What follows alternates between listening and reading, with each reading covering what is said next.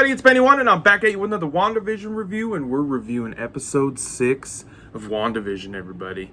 And this picks up right after the big shocking scene and jaw-dropping moment from when the Quicksilver from the Fox universe showed up and knocked on the door to be recast as Pedro, her brother, everybody.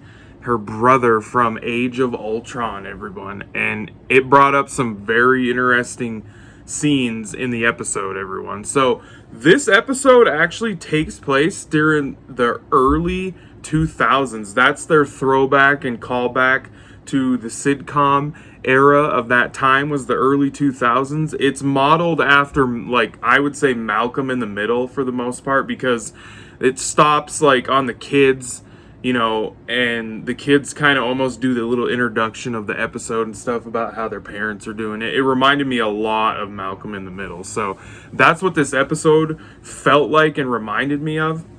It takes place during Halloween. So, of course, right off the bat, and we've seen pictures of this, we've seen it in the trailer, we get to see Wanda and Vision in their classic Marvel costumes, everybody. That is correct. Yes, they're a little cheesier than they probably would be if they were in a normal movie like that. But yeah, they're in their classic get-ups from like the 70s and stuff, the way they used to look way back in the day. Awesome stuff. Like, seriously, really awesome. And we even get to see Quicksilver in his classic traditional costume also. Very, very, very, very cool, everybody.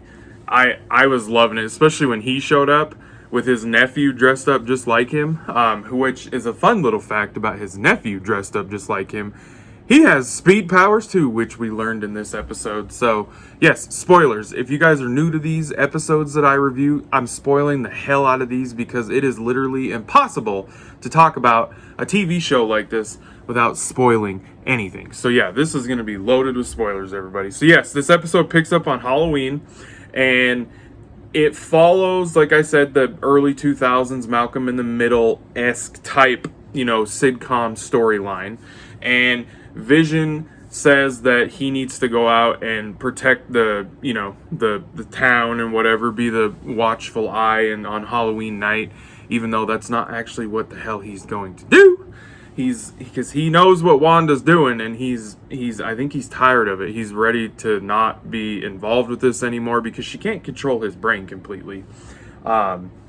So Pedro Quicksilver takes the nephews out trick-or-treating with Wanda, and there's some cool scenes with all that. Like, we get to see him and his nephew super speeding around, destroying pumpkins, taking all the candy, being little mischievous kids on Halloween, everybody. And then there's some really interesting scenes with her and Quicksilver, Wanda and Quicksilver, because there's one point where they're sitting down and he looks at her and tells her, he's basically like, so how are you doing all this? Like, so he knows, he's very aware of what she's doing. And he asked her, like, how are you doing all this? And she flat out was like, I don't know how I'm doing this. She was like, I felt alone, empty, and it's basically, she made it seem like she just woke up one day in this town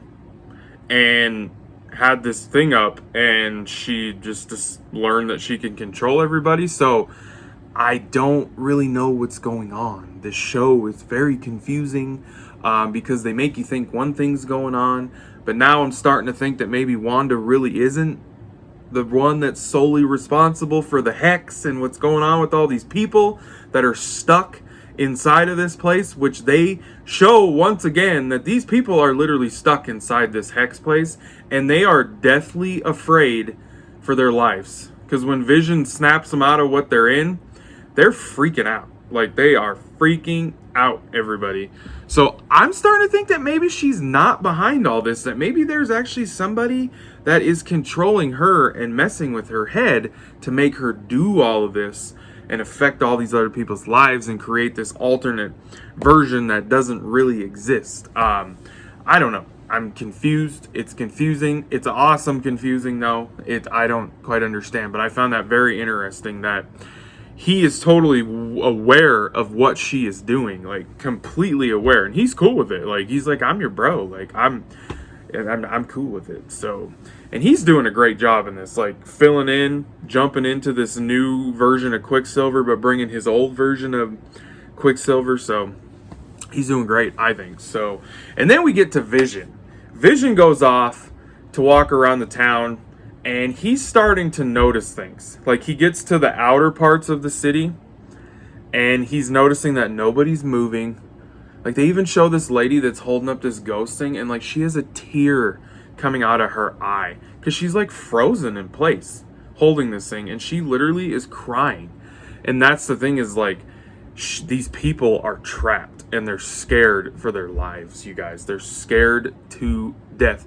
And Vision gets to the edge of town and notices all this, and he runs into their neighbor, the quirky girl neighbor. I can't remember her damn name, but she's the goofy one that's been in all the episodes. She's in her car, and she said, I got lost, and she just seems like in a trance, like she's a zombie. And he snaps her out of it, and she starts freaking out. She's like, I gotta get out of here. I gotta get out of here. Like, what is gonna... And then she looks at Vision, and she's like, you're dead. Like, you're dead. You're dead. Like, she just repeats it to him a bunch of times, and like he just realizes that, like, he says, you need to help us. The Avengers need to come to help us. And that's when she's like, well, you're dead. And he's like, I'm an Avenger? Because he doesn't remember, because he's dead. He's dead, you guys.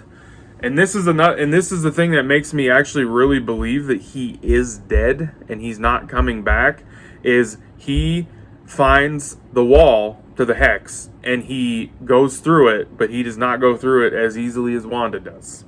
He literally, it takes everything in his abilities as an android, whatever, to walk through the hex wall, you guys, because on the other side, they get alerted, obviously, so they go to the edge of it, and he is struggling, and that hex is pulling him back, like, you can see it just bleeding off of him back into the hex, and he is struggling to try and get back into that hex, you guys.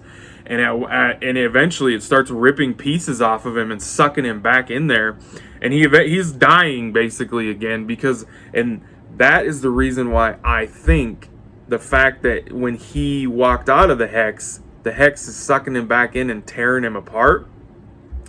I think he's dead because he can't survive on the outside of the hex. So that's why I think he's dead, everybody. I think he's dead. So, and then we also have the outside part where we have Jimmy Woo, and we have Monica Rambeau, and they all get kicked out of the sword facility that's right there. They're not allowed there anymore. They told they had to peace out, whatever, blah, blah, blah.